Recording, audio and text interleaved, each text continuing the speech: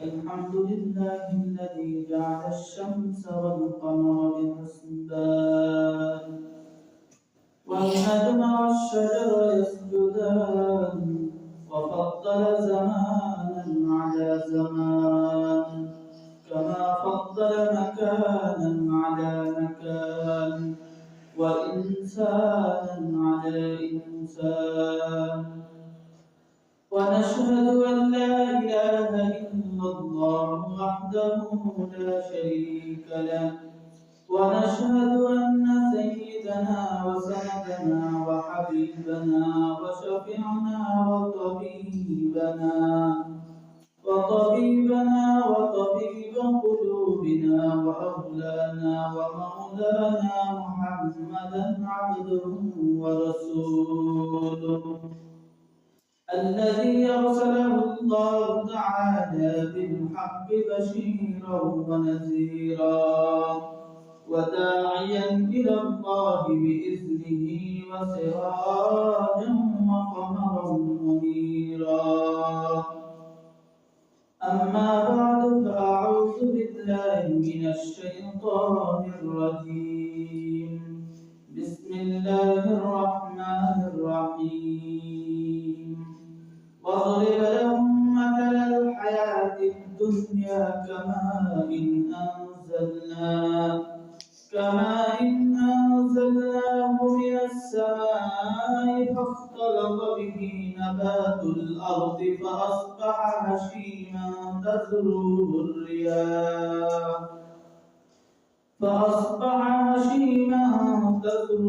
الرياح وكان الله على كل شيء مقتدرا وقال رسول الله صلى الله عليه وسلم لو كانت الدنيا تعدل عند الله جناح بعوضة ما سقى كافرا منها شربة ماء أو كما قال عليه الصلاة والسلام صدق الله المولى العظيم وصدق رسوله النبي الكريم ونحن على ذلك لمن الشاهدين والشاكرين والذاكرين والحمد لله رب العالمين الحمد لله معزز مكرم مسلم الكرام সর্বপ্রথম আল্লাহ তাআলার দরবারে লাখ কোটি শুকর যে আল্লাহ পাক রব্বুল আলামিন আমাদেরকে আবারো একটা সপ্তাহ অতিক্রম করে আল্লাহ পাক সুস্থতার সাথে দীর্ঘ হায়াত দান করে জুমার দিন সাপ্তাহিক মুসলমানের ঈদ আল্লাহ পাক জুমার দিনকে কেন্দ্র করে আমাদেরকে জামে মসজিদে একত্রিত করেছেন ওই আল্লাহ পাকের দরবারে আমরা প্রত্যেকেই কালিমাতুশ শুকর আদায় করি আলহামদুলিল্লাহ। গত কয়েক সপ্তাহ যাবত সূরাতুল কাহফ নিয়ে আলোচনা চলতেছে, আপনাদের মনে আছে তো? প্রথম সপ্তাহে আলোচনা করেছিলাম আসহাবে কাহফ, এরপর আলোচনা করলাম হযরত মূসা আলাইহিস সালাতু ওয়াস সালাম এবং খাজির আলাইহিস সালাতু ওয়াস সালাম তাদের দুইজনের সফর। এরপর এই সূরা থেকে আলোচনা করলাম বাদশা যুলকারনাইন তার পুরো পৃথিবী সফর সম্পর্কে। তো ধারাবাহিকভাবে আলোচনা চলতেছে। আজকের আলোচনার বিষয়বস্তু সূরাতুল কাহফের 45 নম্বর আয়াত। এই আয়াতের মধ্যে আল্লাহ তাআলা तमाम পৃথিবীকে পানির সাথে তুলনা করতেছেন, যে तमाम দুনিয়া হলো পানির মতো। আল্লাহ তাআলা বলেন وَضَرِبَ لَهُم مَّثَلَ الْحَيَاةِ الدُّنْيَا كَمَاءٍ أَنزَلْنَاهُ দুনিয়ার দৃষ্টান্ত হলো পানির মতো। কেমন পানি? যেমন আমি আসমান থেকে পানি বর্ষণ করি, এই পানি যেমন দুনিয়াটা হলো ঠিক তেমন।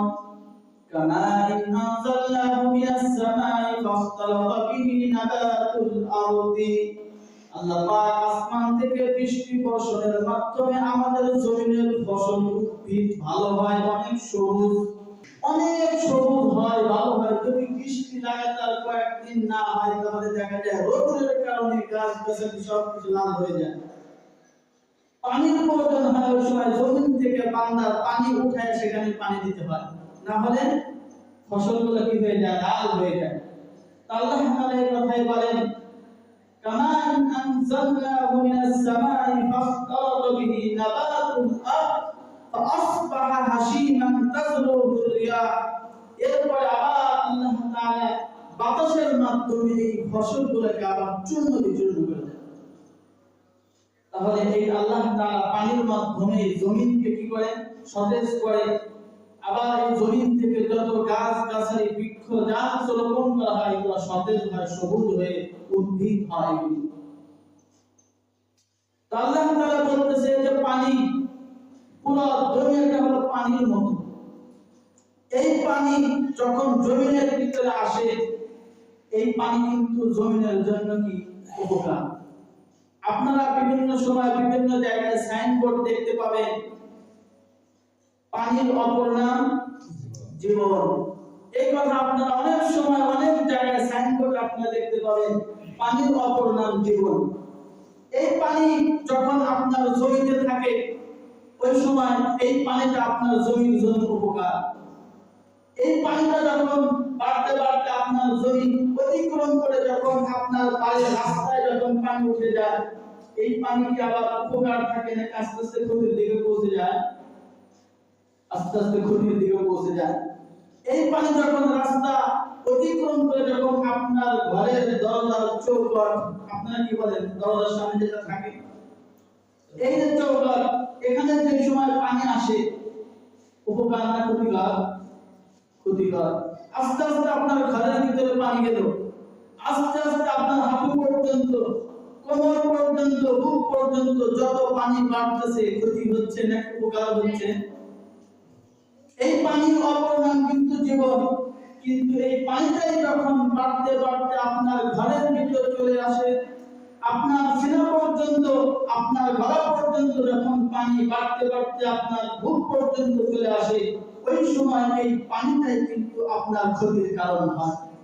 একটু আগেই কিন্তু বলেছেন পানির অপর নাম জীবন। এখন কিন্তু দেখতে পাচ্ছি আমরা পানির অপর নাম মৌত হয়ে যাচ্ছে, নাকি হচ্ছে না? আস্তে আস্তে পানি যখন বাড়তে বাড়তে আপনার মাথা অতিক্রম করে ফেলবে, থাকার কোনো জায়গা যদি না থাকে, দেখা যাবে এক পর্যায়ে অনেক মানুষ বন্যার কারণে মারা যায়, নাকি যায় না? তো এই পানি এটা উপকার, কিন্তু যখন বাড়তে বাড়তে যতটুকু প্রয়োজন তার চাইতে যখন পানিটা বেশি হয়ে যায়, এই পানিটাই মানুষের জীবনের জন্য ক্ষতির কারণ হয়ে যায়। তা আল্লাহ তাআলা বলেন, তামাম পৃথিবী হলো পানির মতো। এই পানি যেমন বাল্যকালে মানুষের ক্ষতির কারণ হয়, ঠিক তামাম পৃথিবী দুনিয়া এটা হলো পানির মতো। এই দুনিয়া যতক্ষণ মানুষের নিত্য প্রয়োজনীয় জিনিসের ভিতরে থাকবে ততক্ষণ পর্যন্ত এই দুনিয়া মানুষের কি হবে, উপকার হবে। কিন্তু যদি নিত্য প্রয়োজনের চাইতে যদি দুনিয়া বেশি হয়ে যায়, তাহলে এই দুনিয়াটাই আপনার ক্ষতির কারণ হবে। টাকা পয়সা, ব্যাংক ব্যালেন্স, জমি জমা যা কিছু আছে, এগুলো যদি আপনার নিত্য প্রয়োজনীয় জিনিসের ভিতরে থাকে, এটা আপনার জন্য উপকার।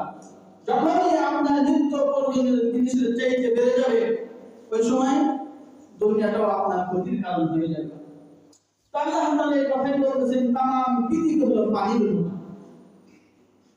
বড়দের একটা উক্তি আছে, তারা বলেন, হাদিস না কিন্তু অনেকে এটা হাদিস হিসেবে চালিয়ে দেয়, দুনিয়া জিফা তালিবুহা ইলা, তামাম পৃথিবী হলো একটা মৃত্যু বস্তুর ন্যায়, একটা মৃত্যু প্রাণীর ন্যায়। আর এই দুনিয়ার পিছনে যারা পড়ে তারা কিসের মতো? কুকুরের মতো। তাহলে তামাম পৃথিবী হলো একটা মৃত্যু প্রাণীর ন্যায়। আর মৃত্যু প্রাণী খাওয়ার জন্য কে যায়? মানুষ নাকি কুকুর? কুকুর যায়। তো যারা দুনিয়ার পিছনে দৌড়ায় তারা হলো এই কুকুরের মতো। এই মৃত্যু প্রাণী কি শুধু কুকুরই খায় নাকি আরো অন্য কোনো প্রাণীও খায়? বলেন তো দেখি, মৃত্যু প্রাণী খায় কে? কুকুর। আমাদের সর্বপ্রথম যদি আপনাদেরকে যখন প্রশ্ন করেছে, আপনাদের জেনে এই কথাই চলে আসছে, সর্বপ্রথম মৃত্যু প্রাণী খায় কুকুর, এই কথা আমাদের জেনে আসে। শুধু কিন্তু কুকুর খায় না, মৃত্যু প্রাণী কিন্তু অন্য অন্য প্রাণীও খায়। শিয়াল খায় না, শকুন খায় না, খায় না? সব প্রাণী খায়, কিন্তু দোষ হয় কার? কুকুরের দোষ হয়। কেন? কুকুরের ভিতরে এমন কিছু স্বভাব আছে, এমন কিছু দোষ আছে, যার কারণে নাম হয় কুকুর। খায় আরো অন্যান্য প্রাণী, কিন্তু নাম হয় কুকুরের। কয়েকটা বদ স্বভাব আমি উল্লেখ করি। এর মধ্যে 1 নম্বর, কুকুর সে একাই খায় নাকি তার বন্ধু বান্ধবদের সহকারে খায়? এর আগে আপনারা বলছেন, যখন শিয়াল যখন এই মৃত্যু প্রাণী খায়, ওই সময় রাতের সময় সে কি করে? ডাকতে থাকে তার সাথে সঙ্গীদেরকে, হুক্কা হু তোমরা জলদি আহো, খাবার পাওয়া গেছে, জলদি আহো, ডাকে না? শিয়াল কিন্তু তার সাথে সঙ্গীদেরকে ডাকতে থাকে, আসল পাওয়া পাওয়া গেছে। এরকম ভাবে শকুন সে মৃত্যু প্রাণীর উপরে দানা ওড়ায় দেয়, তার সাথে সঙ্গীদেরকে ডাকতে থাকে, আসো খাওয়া পাওয়া গেছে, আসো জলদি আহো। কিন্তু কুকুর কিন্তু ওই যে বড় একটা মারা গেছে, একটা জানলা খাইলে কিন্তু তার পেটটা ভরে যাবে, কিন্তু একটা জানলা খায় না। সে না খেয়ে তার সাথে সঙ্গীদের কি করে? ডাকে, নাকি ধাওয়া করে। এক ধাওয়াতে 1 গ্রাম ছাড়া করে পাশের গ্রামে পৌঁছে দিয়েছে। অথচ ওই কুকুরটা কিন্তু একটা জানলা খেলে তার পেটটা ভরে যায়, কিন্তু না, সে খায় না। যদি কোনো ব্যক্তির বাবা মারা যায়, মারা যাওয়ার পরে বড় ভাইকে সম্পত্তি বুঝে দিয়ে গেছে যে তুমি তোমার এই সম্পত্তি ভাই ব্রাদারদের মাঝে বন্টন করে দিও, বোনদের মাঝে বন্টন করে দিও। কিন্তু বড় ভাই বাবা মারা যাওয়ার পরে যখন বড় ভাই তখন ছোট ভাই সম্পত্তির জন্য আসে, বোন যখন সম্পত্তির জন্য আসে, ওই কুকুরের মতো ধাওয়া করে। তাহলে বলুন তো দেখি, এই ব্যক্তির মাঝে আর ওই কুকুরের মাঝে কোনো পার্থক্য আছে? কোনো পার্থক্য আছে? কোনো পার্থক্য নেই। কুকুর আরেকটা বদ স্বভাব হলো, কুকুর সে হাড্ডি খায় নাকি গোস্ত খায়? সে হাড্ডিও খায়, গোস্তও খায়। শিয়াল সে শুধু গোস্ত খায়, হাড্ডি খায় না। শকুন সেও শুধু গোস্ত খায়, হাড্ডি খায় না। কিন্তু কুকুর সে হাড্ডিও খায়, গোস্তও খায়। তো যে বান্দা দুনিয়ার ভিতরে আল্লাহ পাক যত সম্পত্তি দিয়েছে, সমস্ত সম্পত্তি 2টা ভাগে বিভক্ত, একটা হালাল, একটা হারাম। হালাল সম্পদ এবং হারাম 2টা সম্পত্তি আল্লাহ তাআলা দুনিয়াতে আছে। তো যারা হালাল আর হারামকে বাজার বাছাই না করে রক্ষণ করে, তাহলে এই ব্যক্তির মাঝে আর ওই কুকুরের মাঝে পার্থক্য কোথায়? কুকুর সে শুধু এই যে মৃত্যু প্রাণী রাত্রে খায় কি দিনে খায়? রাত্রেও খায়, দিনেও খায়। কিন্তু শিয়াল সে কি দিনে খায়? শিয়াল শুধু রাত্রে খায়। শকুন সে শুধু দিনে খায়, রাত্রে খায় না। কিন্তু কুকুর সে দিনেও খায়, রাত্রেও খায়। তো যে বান্দা দিন নাই রাত নাই সব সময় দুনিয়া দুনিয়া দুনিয়া, কোনো সময় মসজিদে আসার সময়টা পর্যন্ত পায় না, তাহলে এই ব্যক্তির মাঝে আর ওই কুকুরের মাঝে পার্থক্য কোথায়?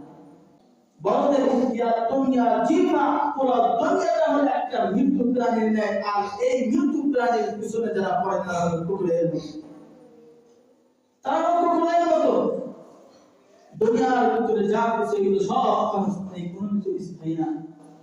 দুনিয়া আপনার নিত্য প্রয়োজনীয় জিনিসের ভিতর যতক্ষণ থাকবে ততক্ষণ এই দুনিয়া আপনার জন্য উপকার। যখন নিত্য প্রয়োজনীয় জিনিসের চাইতে যখন বেশি হয়ে যাবে, এই দুনিয়াতে আপনার জন্য ক্ষতির কারণ হয়ে যাবে।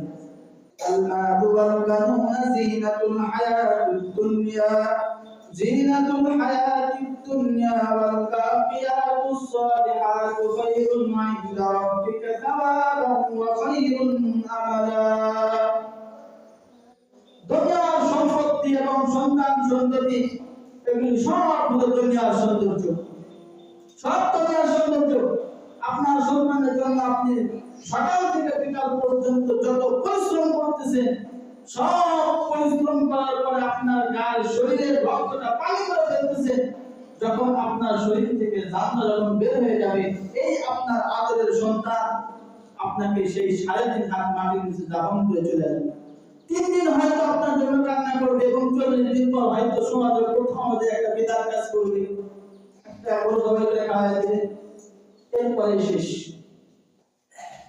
কিন্তু আপনার বাকি থাকবে কি? আল্লাহ তাআলা এই কথাই বলেন, ওয়াল বাকিয়াতুস সালিহাত খায়রুন ইনদা রাব্বিকা সাওয়াবান ওয়া খায়রুন আমালা। একমাত্র নেক আমল যেটা আছে এই নেক আমল বাকি থাকবে, আর কিছুই বাকি থাকবে না, সব কিছু শেষ হয়ে যাবে।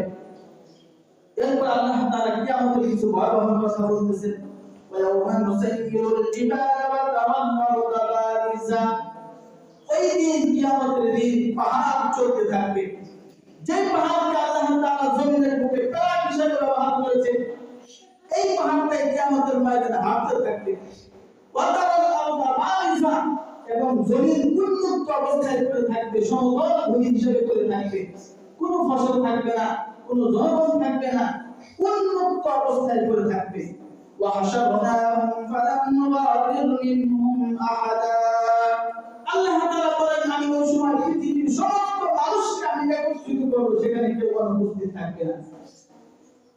সেই উন্মুক্ত ভূমিতে আল্লাহ তাআলা পৃথিবীর সমস্ত মানুষকে সেখানে একত্রিত করবেন, অনুপস্থিত থাকার কোনো সুযোগ নেই সেখানে। কেমন কেমন ভাবে আল্লাহ তাআলা সেখানে উপস্থিত করবেন? আল্লাহ তাআলা বলেন, ওয়া'রিদু আলা রাব্বিকা সাফফা। কাতারবদ্ধভাবে সেখানে পৃথিবীর সমস্ত মানুষ উপস্থিত থাকবে। লাকাদ জি'তুমুনা কামা খালাকনাকুম আউওয়ালা মাররা। আমি আল্লাহ যেমন ভাবে তাদেরকে পৃথিবীতে আমি সৃষ্টি করেছিলাম, পৃথিবীতে যেমন তারা এসেছিল, ওই এক রীতি এই কিয়ামতের ময়দানে তারা সারিবদ্ধভাবে উপস্থিত থাকবে। আজকে আমাদের ভিতরে অনেকেই ধারণা করে যে ওই দিন হয়তো আমাদের কাজ করতে হবে না, দুনিয়ার জীবনই শেষ জীবন। এটা আমরা অনেকেই ধারণা করি। যদি এই কথা ধারণা নাই করতাম তাহলে তো আর আমরা মসজিদে আসা বাদ দিতাম না। মসজিদে আসি না বলেই তো আমরা ধারণা করি যে কিছুদিন সুখ শান্তি দুনিয়াতে আগে থেকে যায়, পরেরটা পরে বুঝবো, আগে তো সুখী কাটাই, এই যে আমরা ধারণা করি। আল্লাহ তাআলা এই কথাই বলেন, লাউ জানতুম আল্লাযিনা জাআলা লাকুম মাওঈদা, তোমরা এই কথাই ধারণা করো ওই সময়টা ওই প্রতিশ্রুতির দিন আসবে না, এটা ধারণা করে তোমরা মুখ খুলে অপেক্ষা করো, আমি অপেক্ষায় হুকুম অপেক্ষা করে বলো। ওই দিন পদ্ধতি আর কিতাব আমল নামাকে পেশ করা হবে, ফাতারাল মুজরিমিনা মুশফিকিন, যারা অপরাধী আছে অপরাধীরা ওই দিন কি করবে? কাঁপতে থাকবে, ভয়ে কাঁপতে থাকবে। ওয়া ইয়াকুলুনা ইয়া ওয়াইলাতানা মা লিহাযাল কিতাব, এবং তারা বলতে থাকবে, হায় এটা কি আমল নামা, এটা কোনো আমল নামা, লা ইয়াকুলু সাগীরাতাও ওয়ালা কাবীরা, এই বিন্দু মাত্র কোনো ছোট গুনাহ এবং বড় গুনাহ ছাড়া নাই, সব কিছু সেখানে আছে। আমি ছোট নেক আমল করলেও আছে, ছোট গুনাহ করলেও সেখানে থাকবে, বড় আমল করলেও থাকবে, ছোট গুনাহ করলে ছোট আমল করলে সব সেখানে থাকবে। ওই দিন আফসোস করবে, মা লিহাযাল কিতাব, এটা কেমন আমল নামা, লা ইয়াকুলু সাগীরাতাও ওয়ালা কাবীরা, ছোট বড় কিছুই ছাড়া নাই, সবটা সেখানে আছে।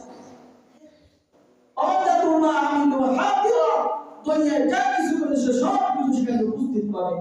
আল্লাহ তাআলা বলেন, ওয়ালা ইয়াজলিমু রাব্বুকা আহাদা, ওই দিন আল্লাহ তাআলা কোনো ব্যক্তির উপরে জুলুম করবেন না, বিন্দু মাত্র জুলুম করবেন না। উন্নয়নের ভিতরে আল্লাহ তাআলা বলেন, ওয়ালা ইযলামুনা নাকিরা, আল্লাহ তাআলা বিন্দু মাত্র জুলুম করবেন না।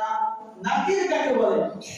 আমরা অনেকেই খেজুর খাইছি, নাকি খাই না? যেমন কেউ আছে আমরা খেজুর খাইনি, খেজুরের উপরে একটা আবরণ থাকে, পাতলা একটা আবরণ থাকে, যে আবরণের কারণে খেজুরে হাত দিলে আটা আটা হয়, মনে হয় না। ওই হালকা পাতলা আবরণটা যে সময় উঠে যায়, খেজুরটা কি মনে হয়? তো আঠা আঠা মনে হয়। তো এই একটা উপরে একটা পাতলা একটা আবরণ, এই আবরণটা খেজুরকে কি করে? ময়লা থেকে কি রাখে? হেফাজত রাখে, সংরক্ষিত রাখে। এই আবরণটা এই উপর থেকে মানে ছোট্ট একটা আবরণ, এটা যখন উঠে যায় খেজুরের কি বলে? ময়লা ধুলাবালি লেগে যায়। এই যে কত পাতলা একটা আবরণ, আল্লাহ তাআলা বলেন, ওয়ালা ইসলামুনা নাকিরা, এই যে পাতলা একটা আবরণ, এই পরিমাণ কোনো বান্দার উপর জুলুম করা হবে। কোন মুফাসসির ইকরাম বলেন, খেজুর খাওয়ার পরে যে বীজ আছে, বীজের উপরে দেখবেন সাদা একটা আবরণ থাকে, তো কি দেখেন না সেটা? সাদা একটা আবরণ থাকে বীজের উপরে। আল্লাহ তাআলা বলেন, ওয়ালা ইসলামুনা নাকিরা, এই যে সাদা একটা ছোট্ট একটা আবরণ, এই আবরণ পরিমাণ কোনো বান্দার উপর জুলুম করা হবে না, কোনো জুলুম করা হবে না ওই দিন।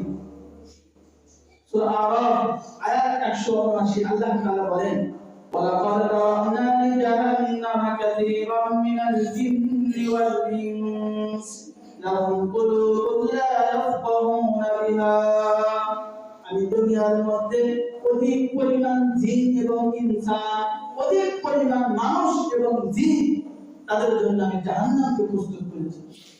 কাসীরাম মিনাল জিন্নি ওয়াল ইনস, দুনিয়ার অধিক পরিমাণ জিন এবং মানুষের জন্য আমি জাহান্নাম প্রস্তুত করেছি। লাহুম কুলুবুন লা ইয়াফকাহুনা বিহা, তারা যা কলব থাকতেও কোনো ধারণ করে না, বোঝে না। ওয়ালাহুম আ'য়ুনুন লা ইউবসিরুনা বিহা, চোখ থাকতেও দেখে না, চোখ থাকিতেও অন্ধ। ওয়ালাহুম আযানুন লা ইয়াসমাউনা বিহা, কান থাকার পরও শ্রবণ করে না। উলাইকা কান্নামাম, আল্লাহ তাআলা বলেন তারা হলো গবাদি পশুর মতো। বাল হুম মিনাল আদাল, বরং গবাদি পশুর চাইতে নিকৃষ্ট, গবাদি পশুর চাইতে তারা নিকৃষ্ট। কারণ গবাদি পশু সে তার ছোট্ট মালিকের কথা শোনে, ছোট্ট মালিকের কথা শোনে। মসজিদের পাশে গরু পালে ননি ভাই, ননি ভাই গরু পালে। এই গরুটা যদি একদিন গোয়ালঘরে না রাখে, মসজিদের সামনে কোনো গাছের সাথে যদি বেঁধে রাখি, বেঁধে রাখার পরে ওই গরুটি তাকে প্রতিবাদ করবে, আমি আজকে এখানে থাকবো না, আমাকে গোয়ালঘরে নিয়ে যাও, বলে এই কথা কিন্তু বলবে না। শীতের ভিতরে, প্রচন্ড শীতের ভিতরে সে রাত্রে বাইরে কাটায় দিবে, কোনো প্রতিবাদ করবে না, যেখানে রাখবে সেখানেই থাকবে। কোনো সময় কি বলে আমি আমার কাকানের খেয়াল খাবো না, এখন খালি খুশি খাবো, বলছে এই কথা বলে না। তাহলে ছোট্ট মালিকের কথা শুনে আল্লাহ তাআলা এই কথা বলে, গবাদি পশু সে তার ছোট্ট মালিকের কথা শুনে, কিন্তু আশরাফুল মাখলুকাত তিনি তার বড় মালিকের কথা শোনেন। আল্লাহ পাক পুরো পৃথিবীর সমস্ত মাখলুকাতকে আমাদের অনুগত বানিয়ে দিয়েছে। আর আমাদেরকে বানিয়েছে কেন? সেই আল্লাহ তাআলার অনুগত করার জন্য। এই গরু যদি একটা লাঠি মারে, পাশের বাড়ি গিয়ে বলবো, কিন্তু কোনদিন লাঠি মারে না। আমার আপনার কথা শ্রবণ করে শোনে। এত বড় হাতি কি জানে ইশারা করে, আর রাস্তা দিয়ে চলে, আবার মানুষের কাছ থেকে টাকা কালেকশন করে। এত বড় প্রাণী যদি একটা সুর দিয়ে, একটা মোচড় দিয়ে কিন্তু অনেক দূর নিক্ষেপ করতে পারে, কিন্তু কোনোদিন করে না, প্রতিবাদ করে না।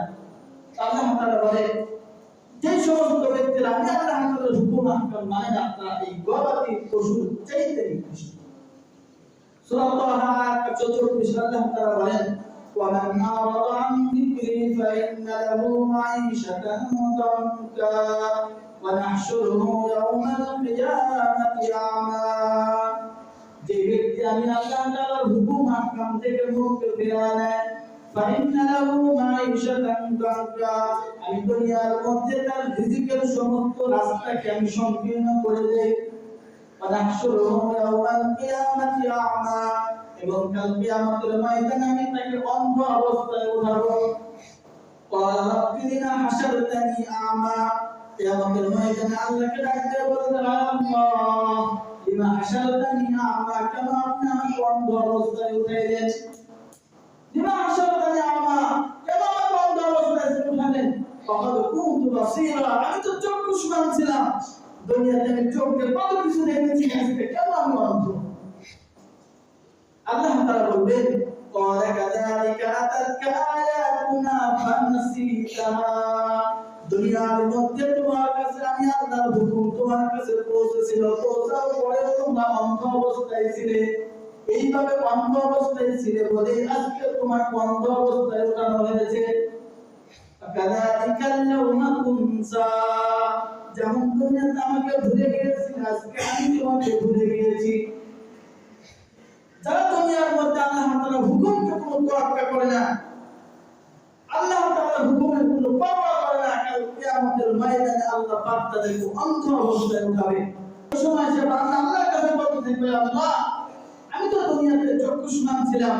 আল্লাহ তাআলা বলবেন, তুমি চক্ষুষ্মান ছিলে, চোখ থাকিতে তুমি দেখো নাই, কান থাকিতে তুমি আমার কথা শ্রবণ করো নাই, আমি আল্লাহ তাআলার হুকুম আহকাম মানো নাই, যার প্রতিদান হিসেবে আজকে তোমার এই পরিস্থিতি তোমার। তিরমিজি শরীফের 2000 2320 নম্বর হাদিসে হাদিসের বর্ণনাকারী সাহাবী ইবনে সাআদ রাদিয়াল্লাহু তাআলা আনহু তিনি বলেন لو كانت الدنيا تعدل عند الله جناح بعوضة ما سقى كافرا منها شربة ماء যদি দুনিয়ার মূল্য আল্লাহ তাআলার কাছে বর্ষার দানা সমপরিমাণ থাকতো তাহলে আল্লাহ পাক এই দুনিয়াতে কোনো কাফের মুশরিককে এক ঢোক পানি পান করাতেন না। যদি বর্ষার দানা সমপরিমাণ মূল্য যদি আল্লাহর কাছে থাকতো তাহলে আল্লাহ তাআলা কিয়ামত আল্লাহ তাআলা দুনিয়াতে কোনো কাফের মুশরিককে এক ঢোক পানি পান করাতেন না। বর্ষার দানা কি অনেক বড়, কাউকে বাড়ি দিলে বর্ষার দানা আহত হয়ে যাবে। কত বড় বর্ষার দানা? আপনাকে আমাদের কোনদিন মশা দেখেনি, দেখছেন মশা কোনদিন? মশার দানা কত বড়? অনেক বড়। এই যে মশার দানা, এই দানার সম পরিমাণ যদি আল্লাহ তাআলার কাছে পৃথিবীর মধ্যে থাকতো তাহলে আল্লাহ তাআলা এই পৃথিবীতে কোনো কাফের মুশরিককে এক ঢোক পানিও পান করাতেন না, এক ঢোক পানিও দিতেন না। তিরমিজি শরীফের 2311 নম্বর হাদিসে হাদিসের বর্ণনাকারী আবু হুরায়রা রাদিয়াল্লাহু তাআলা আনহু তিনি বলেন عن ابي هريره رضي الله تعالى عنه قال قال رسول الله صلى الله عليه وسلم لا يلج النار رجل بكى من خشيه الله حتى يعود اللبن في الضرع যদি কোনো ব্যক্তির মধ্যে আল্লাহ তাআলার ভয় ঢুকে যায়, আল্লাহর ভয় বন্ধন করে যদি পৃথিবীর কোনো ব্যক্তি, তাহলে ওই ব্যক্তি কিয়ামতের ময়দানে জাহান্নামের আগুনে প্রবেশ করবে না, জাহান্নামের আগুনে প্রবেশ করবে না যদি কোনো ব্যক্তি আল্লাহর ভয়ে পৃথিবীতে প্রবেশ করে। এই ব্যক্তি জাহান্নামে যাওয়া অসম্ভব। হাত্তা ইয়াউদুল লাবানু ফিত তারাই, যেমন নাকি গাভী দহন করার পরে এই দুধগুলি পুনরায় গাভীর স্তন্যে ঢোকানো কি সম্ভব? আপনাকে গাভী দহন করেছে, গাভী দহন করার পরে এই দুধগুলো কি পুনরায় আবার সেই গাভীর স্তন্যে ঢোকানো সম্ভব? সম্ভব কি? সম্ভব না। আল্লাহ তাআলা কাল কিয়ামতের ময়দানে যদি পৃথিবীর কোনো ব্যক্তি আল্লাহ তাআলাকে ভয় করে বন্ধন করে তাহলে এই ব্যক্তিও জাহান্নামে যাওয়া অসম্ভব। যেমন নাকি অসম্ভব দুধ দহন করার পরে এই দুধ পুনরায় স্তন্যের ভিতরে ঢোকানো, ঠিক এরকম ভাবে যে ব্যক্তি আল্লাহকে ভয় করবে এই ব্যক্তি জাহান্নামে যাওয়া সম্ভব। আল্লাহর ভয় অন্তরের ভিতর ঢোকানো, যদি আল্লাহর ভয় অন্তরের ভিতর ঢুকাতে পারি তাহলে ওই সময় দেখবেন প্রতিটি হুকুম মানে আপনার আমার জন্য সহজ হয়ে যাবে। আল্লাহর ভয় ভিতরে যদি না থাকে কোনোদিন আল্লাহর হুকুম মানা সহজ হবে না। অনেকে আমরা বলবো এখন আল্লাহকে ভয় ঠিকই করি, নামাজটা পড়ি না, তাই নামাজটা পড়ি না কিন্তু আল্লাহকে ভয় ঠিকই করি। যদি আল্লাহকেই ভয় করতো তাহলে নামাজ ছাড়া চলতে পারতো?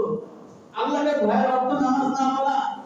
যদি কেউ আল্লাহকে ভয় করতো তাহলে সে মসজিদে ঠিকই আসতো। আল্লাহকে যদি ভয় করতো তাহলে ইসলামের প্রতিটি বিধান পাই টু পাই আদায় করতো। অনেকেই বলে নামাজ না পড়লে কি হবে? ভিতরে তাকওয়া ঠিক আছে, ভিতরে তাকওয়া ঠিক আছে, আমার মাধ্যমে ইসলামের যাতে কোনো ক্ষতি না হয়। আজকে দেখা যাচ্ছে নাম পৃথিবীর ভিতরে এক একজন এক এক ইসলামকে কটূক্তি করে, কেউ আবার আল্লাহকে নিয়ে কটূক্তি করতেছে। আজকে আমাদের দেশে বাউল শিল্পী শোনেন না এমন হয় কোনদিন আল্লাহকে নিয়ে কটূক্তি করেছে না? আল্লাহকে নিয়ে কটূক্তি করেছে, বলে কি আল্লাহ তাআলার কোন কথা নাকি গোয়া মাথা কিছুই নেই। এরকম যদি কটূক্তি করে সেখানে আবার আমার দেশের রাজনৈতিক দলের নেতারা তাদের পক্ষ নিয়ে চলে যায়, তাদের পক্ষ নেয়। দুঃখজনক বিষয়, অথচ 99% মুসলমানদের দেশে তার মৃত্যুদণ্ড কার্যকর করা, লক্ষ লক্ষ মানুষকে একত্রিত করে সকলের সামনে মৃত্যুদণ্ড কার্যকর করা, এটা মুসলমানদের প্রয়োজন ছিল, তা না নিয়ে বরং তার পক্ষে নিচ্ছে, তার পক্ষ নিচ্ছে আজকে যে তার উপর হামলা হয়েছে, নেককার করা হয়েছে। মানে আল্লাহ তাআলা এখানে কটূক্তি করতেছে শুধুমাত্র অল্প কিছু ভোটের জন্য তার পক্ষ নিচ্ছে। তাহলে কি তাদের ঈমান কোন অবস্থায়? কেমন নেতার পিছনে দৌড়ে করছেন যে নেতা মুখে পানি নেয় না, কোনোদিন মসজিদে আসে না, এই কারণে নেতা আপনাকে জান্নাতে নেবে না। নেতার পিছনে দৌড়ায় লাভ নাই, দৌড়ান একজনের পিছনে, যার পিছনে দৌড়ালে পরপর আপনাকে জান্নাত দেবে, তার পিছনে দৌড়ান। আজকে আমার দেশে কিছু ভোটের কারণে এরকম মানুষ তাদের পক্ষ নিতেছে। আল্লাহ তাদের মাফ করুক, হিদায়াত দান করুক। এরকম ইমান কোথা দিয়ে চলে যাইতেছে আমরা কিছুই বুঝতে পারতেছি না, কিছুই আমরা বুঝতে পারতেছি না। কোন কথার মাধ্যমে আমাদের ইমান আমরা বিক্রি করে দিতেছি। এখানে খুবই সাবধান। আল্লাহ পাক আকল দিয়েছে, বিবেক দিয়েছে, এগুলো চিন্তা করে করে প্রতিটি কদম আমাকে সামনে অগ্রসর হতে হবে। এখন যদি বলি যে আমরা আল্লাহর কাছে দোয়া করবো, আল্লাহ সামনে আমাদের সংসদটা যাতে কোরআনের সংসদ হয়, কোরআনের পার্লামেন্ট হয়, এই কথা বলা মাত্রই করবো, আবার এই কথা বলবো হুজুর মনে হয় জামাত হয়ে গেছে। ইসলামী রাষ্ট্রের কথা বললে কি বলবে? হুজুর জামাত হয়ে গেছে। আসলে কি কথা এই? আজকে আমাদেরকে ৭২ সংবিধান নামে যে সংবিধান আমাদের উপর চাপায় দেওয়া হয়েছে, এর মাধ্যমে ইসলামকে খাটো করা হয়েছে। ১৯৬২ সালে পারিবারিক ইসলাম নামে একটা আইন হয়েছিল, সেখানে আমরা সবকিছু মানি। বিবাহ হয় কি দিয়ে? কোরআন হাদিস অনুযায়ী। বিবাহ বিচ্ছেদ হয় কি দিয়ে? কোরআন হাদিস অনুযায়ী। সমাজের যাকাত হয় কি দিয়ে? কোরআন হাদিসের দ্বারা আমরা যাকাত আদায় করি। রোজা রাখি কি দিয়ে? কোরআন হাদিস অনুযায়ী। হজ করি কি দিয়ে? কোরআন হাদিস অনুযায়ী হজ করি। যে সময় রাজনীতির মাথায় আসে, ওই সময় আমাদের রাজনীতির সাথে ইসলামের সম্পর্ক নেই। তাহলে আল্লাহ রাসূল শাসন করেছে দেশ কি দিয়া? আজকে আওয়াজ হয় মসজিদের মেম্বার থেকে রাজনীতির আলোচনা করা যাবে না। আল্লাহ রাসূল শাসন করেছে মসজিদ থেকে রাজনীতির কথা বলতে গেলে কারো বিপক্ষে পক্ষে বিপক্ষে রাখার কোনো সময় নেই। হক কথা বলতে হবে। এখন ওই ৫ আগস্টের পরের বাংলাদেশ, ওই ৫ আগস্টের আগের বাংলাদেশ না।